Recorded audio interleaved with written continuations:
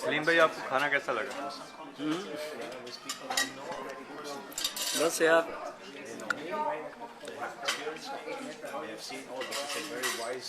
शुक्र अदा करते हैं मजबूर।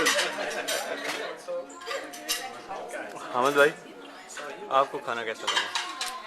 वो एक लड़का है नौशहरा विरकां का इम्तियाज अहमद, जो कहता है वो वही खा लेते हैं, पता नहीं अब हराम खा रहे हैं या हलाल खा रहे हैं। अच्छा ये बनाइएगा। हाँ भाई नौशहरा विरकां आप गए भी थे एक दफ़ा, आपकी यादें हैं कुछ नौशहरा विरकां के साथ कैसी? चोर डाकू बहुत हैं। अब तो नौशहरा विरकां काफ़ी चेंज हो गया। सॉरी कॉफ़ी और एक्सप्रेसो। ये क्या होता है? ये जरा कॉफ़ी की पूरा मिसवार टाइप किस्म है। अच्छा और me also that one. Yes espresso for me cappuccino. हमने कितनी दफ़ा नौशहरा विरकां गए? ये कितना